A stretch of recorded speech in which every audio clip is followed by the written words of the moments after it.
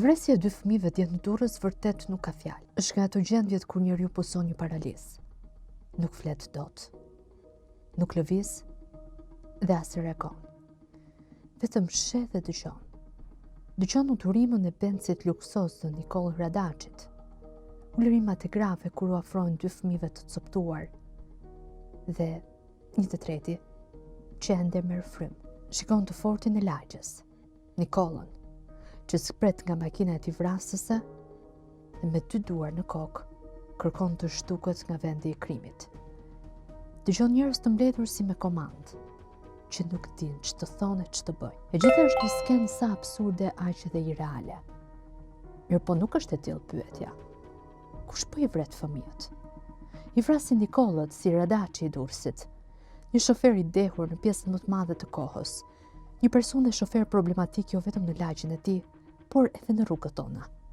Ai nuk e kishte qef pritjen si të tjerët, që të tregonte se ishte i fortë dhe nuk janë ndjente për asgjë dhe askënd, parakalonte si i çmendur në rrugë e në autostrada, që të tregonte të tjerëve në lagjen e vet se ishte i fortë dhe nuk pyeste për askënd asgjë, jepte gaz makinës së tij dhe ecste si i çmendur rrugicave të lagjes, me zërin e muzikës së ngritur në kup të qiellit, me disa kupa rakia të pira që në pikë të mëngjesit. Nga ana tjetër, ishte komuniteti i mpir i lagjes, i pafuqishëm të reagojë ndaj Radaçit e shumë të tjerëve si ai. Fëmijët po i vret edhe frika e njerëzve për të reaguar ndaj të keqes. Thonë se kanë vrarë me kohë me vakt, por njerëzit ende kanë frikë. Kanë shumë frikë nga i forti i lagjes, i gati sa herë shikojnë në rruga në lokal, duket sikur janë në garë kush ta përshëndes i pari. Kanë frikë nga halabaku i lagjes, sepse çfarë nuk pret nga ai mendojnë njerëzit. Kanë frikë edhe nga ai që bret nëpër lagje, nëpër qytet me makina të shtrenjta e me armë në brez, sepse ai merret me ashtu punësh dhe çfarë nuk të bën ai, mendojnë prap njerëzit. Fëmijët po i vret frika dhe indiferenca jon përballë të keqes. Të dehur, të çmendur, halabak e rrugaç ka pasur dhe do të ketë. Ata duhet të marrin goditjen e dur nga shteti dhe nga komuniteti. Në të kundërt, tragjedisë si ajo e Durrësit do përsëriten dhe ne do t'i harrojmë shpejt, në pritje të tragjedisë tjetër. Çfarë po ndodh? Me të drejtë, vrasja e 2 fëmijëve ka sjellë një valë të madhe reagimesh publike dhe institucionale. Diku lexon që shoferi duhet të dënohet me vdekje. Këtë e kërkojmë sa herë përballemi me situata tragjike.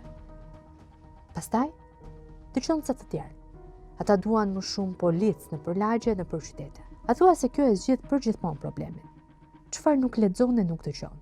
Nga ngushëllimet pafund që nga presidenti i vendit e deri tek ai që rri gjithë ditën e ditës në rrjetet sociale dhe nuk rri pa ngushëlluar gjithkënd. Ç'po ndodh tjetër? Kryepolicia i vendit shkriu zinxhirin komandues të policisë në Durrës për performancë të dobët. Prisnin që mbase që sot të ketë një fushatë në rrugët tona, me kontrolle e radar, me të fortë e gjunaqar. Për pak ditë, do të ketë një stuhi të fortë policore në çdo cep, derisa të harrohet rasti i Durrësit. Pastaj, bie perdja e heshtjes, e harresës.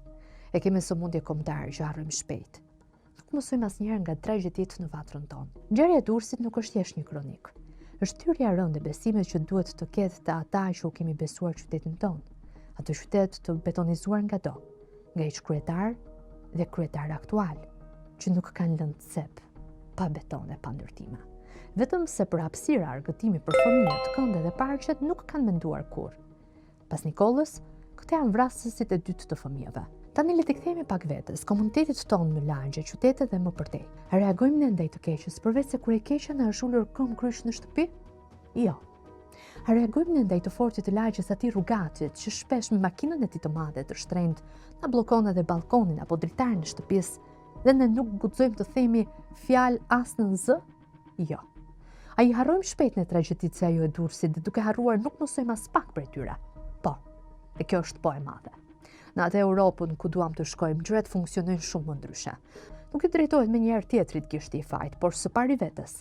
Atje komuniteti i bashkuar nuk do t'ja di as pak për të fortë, rrugaç apo halabak rrugësh, sepse bashkë krijojnë atë që quhet presion social dhe përdoret si frenim i parë ndaj kujdo që i bën apo tenton t'i bëjë keq komunitetit. Atje banorët flasin me policinë, i tregojnë problemet e përditshme dhe gjejnë zgjidhje. Nuk quhet spionim si tek ne. Atje besojnë policit dhe bashkëpunojnë me të, sepse policia atjeshëm nuk u rigatitu të fortëve. Falë këtij bashkëpunimi dhe jo vetëm, atje kanë krijuar një paket normash dhe rregulla shoqërore që nuk ka të fortë që i sfidon. Atje ka dy palë që e kuptojnë njëra tjetrën, si partner në dobi të komunitetit. Dhe në Europë, e përtes saj, vetëm me polici dhe pa rregulla e norma sociale, të këshimt i gjen rrugët për të shmangur dhe për të bërë si duan vetë.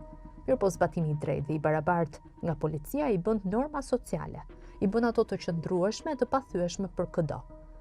Kur edhe i forti ndalohet dhe ndëshkohet njëjtë si të tjerët, rregullat sociale ushtohet edhe besimi i shtetit në institucionet e tij. Reagimi i komunitetit është thelbësor për të treguar vendin çdo të forti dhe rrugaçi. Vrasja e frikës krijon presion social që e vërvit në ajër më të fortin në të fortëve. Padyshim, nëse edhe policia është në anën e duhur, presioni apo reagimi nga komuniteti është thelbësor. Kur ai nuk i mbron të fortët dhe halabakët, kur nuk i mbron më as rrethi i tyre më i afërt për shkak të kostos sociale që do të ketë në komunitet, nuk i admiron. Ndikimi i keqbërësve bie. Ata e humbasin fuqinë, arrogancën dhe aftësinë për të bërë keq. Një lagje, një qytet apo një bashkësi njerëzish është e përgjegjshme kur jetën e tjetrit e konsideron përgjegjësi dhe të tregojë të keqen me gisht e ndjen si detyrim ndaj komunitetit ku jeton. Po ne, ku jemi ne në këtë histori? Askund.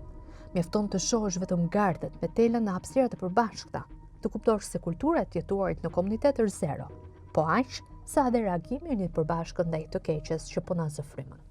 Ngjarja e Durrësit me të drejtë prodhon një valë reagimesh. Shumë janë reagime njerëzore të pritshme edhe për shkak të moshës së fëmijëve që i vrau një i dehur. Të tjera reagime kalojnë në ekstrem, e pritshme një indinjatë e tillë popullore. Por a e zgjidhin problemin ton të madh masat e forta, si për shembull fjalabia dënim me vdekje i fajtorit, heqja e patentës për jetë për të gjithë abuzuesit e ligjit, nxjerrja masive e policëve në rrugë me kontrolle të ashpra, që harrohen pas një jave. Mund të zgjedhin përkohësisht, por jo përgjithmonë.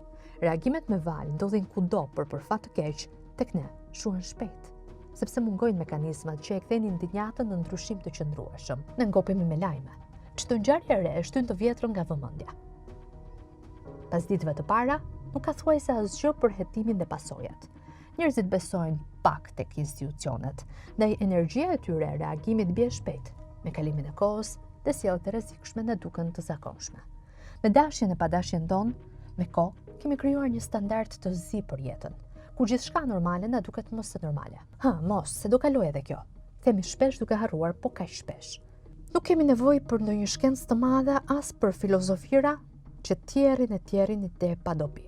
Ne duhet të reagojmë si shoqëri, të reagojmë fort dhe përdit, derisa reagimi ynë të mos jetë më rutinë, por kthehet në institucion duke zgjuar shtetin dhe duke detyruar të heqë dorë nga aleanca e tij me të keqen, me të fortët. Kështu, ditë pas dite, duke parë të keqen në sy, te vetja, te banori i lagjes si qytetit, do ta krijojmë atë kulturën që e ka gjithë bota e qytetëruar. Ne mund ta kritikojmë shtetin, madje fort dhe me zë, por nuk kemi pse të presim gjithçka prej tij. Sidomos kur ai është i dobët. Shoqëria mund dhe duhet ta fillojë ndryshimin. Ndryshe, nëse do vazhdojmë gjumin ton, heshtjen që na shfaq dobësinë si individ dhe shoqëri, do jemi vrasësit e tretë të fëmijëve.